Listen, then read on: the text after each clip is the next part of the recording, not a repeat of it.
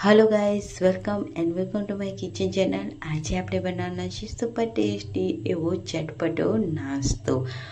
તો એકદમ ઓછી વસ્તુમાં અને ઘરની જ વસ્તુમાં આપણે આ નાસ્તો બનાવવાનો છે। તો એકદમ ક્રિસ્પી એવો આપણો આ નાસ્તો તૈયાર થશે। તો ચાલો ફટાફટ રેસીપી આપણે સ્ટાર્ટ કરી લઈએ। અને જો તમે અમારી ચેનલ પર નવા હોય તો પ્લીઝ લાઇક એન્ડ સબસ્ક્રાઈબ કરવાનું બિલકુલ પણ ભૂલતા નહીં। તો આજે આપણે જે નાસ્તો બનાવવાના છે તે વધેલા ભાતનો બનાવવાના છે। તો મેં એક વાટકી છે તે આપણે ભાત લીધો છે। તેમાં આપણે વેજીટેબલ્સ એડ કરીશું। તો કોબીજ, ડુંગળી, ધાણા, આદુ, મરચાં, કેપ્સિકમ અને મરચાં અને લસણની પેસ્ટ આપણે તૈયાર કરી છે। તો તમે જોઈ શકો છો કે આપણી કોબીજ છે એને એકદમ કદ્દુકસ કરીને લીધું છે। હવે આપણે એક મોટા બાઉલમાં આપણે ભાત એડ કરીશું। જે આપણે બચી ગયેલા ભાત હોય તેને આપણે યુઝ કરવાના છે। તો 3 વાટકી મેં ભાત લીધા છે। મેજરમેન્ટથી ગણીએ તો 1 કપ ભરીને ભાત લીધા છે।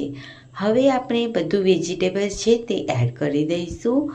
ત્યારબાદ તેમાં આપણે 1 કપ આપણે કદ્દુકસ કરેલા બટેટાને બાફીને એડ કરવાના છે। તો 1 કપ આપણે બાફેલા બટેટા એડ કરીશું। હવે આપણે મસાલા કરીશું। તો 1 ચમચી ગરમ મસાલો, અડધી ચમચી હળદર, સ્વાદ અનુસાર 1 ચમચી મીઠું, 1 ચમચી લાલ મરચું પાવડર તીખાશ પ્રમાણે, 1 ચમચી આમચૂર પાવડર, 1 ચમચી હોમમેડ મસાલો, 1 ચમચી સબ્જી મસાલો એડ કરીશું। ત્યારબાદ 1 મોટી ચમચી ધાણા જીરું પાવડર એડ કરીશું અને બધા જ મસાલાને આપણે મિક્સ કરવાના છે। હવે આપણે આ જે નાસ્તો છે તેને આપણે ચટપટો બનાવવા માટે અડધા લીંબુનો રસ એડ કરીશું। હવે બધું જ મિશ્રણ છે તેને એકદમ સરસ રીતે આપણે મિક્સ કરી લેવાનું છે। તો ખૂબ સરસ એવો આ નાસ્તો તૈયાર થાય છે। સવારે કે તમે બપોરના ભાત બનાવ્યો હોય અને સાંજે બચી ગયો હોય તો તમે આ નાસ્તો એક વખત બનાવીને ટ્રાય કરી શકો છો। બધું જ મિશ્રણ એકદમ સરસ રીતે મિક્સ થઈ જાય એટલે આપણે 1 વાટકી ચણાનો લોટ એડ કરીશું।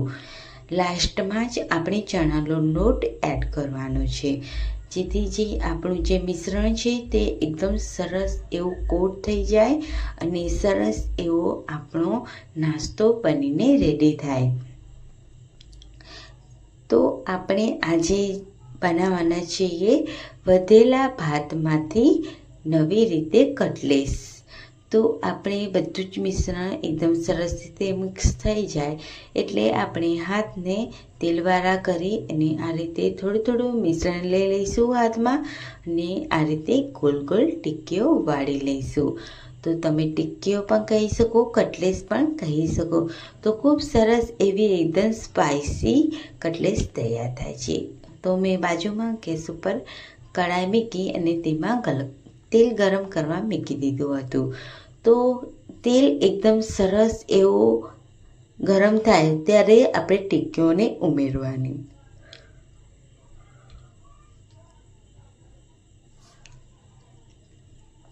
ટિક્કીઓ એકદમ ગોલ્ડન બ્રાઉન થાય એટલે આપણે તેને કઢાઈમાંથી કાઢી લેવાની। તો એ જ રીતે હું બધી ટિક્કીઓને ફ્રાય કરી લઈશ। તો આપણી બધી જ ટિક્કીઓ તૈયાર છે અને આપણે સર્વિંગ પ્લેટમાં સર્વ કરીશું। તો જોઈને જ ખાવાનું મન થઈ જાય તેવી આ ટિક્કીઓ તૈયાર છે। વધેલા ભાતમાંથી આ નાસ્તો તમને કેવો લાગ્યો ફ્રેન્ડ્સ? મને જ કમેન્ટમાં જરૂરથી જણાવજો। અને તમે અમારી રેસીપી ક્યાંથી જોઈ રહ્યા છો મને જરૂરથી જણાવજો। તો આવી જ રેસીપી સાથે અને આવા વિડીયો સાથે આવતી રેસીપીમાં મળે। ત્યાં સુધી બધાને આવજો, બાય બાય, ટેક કેર।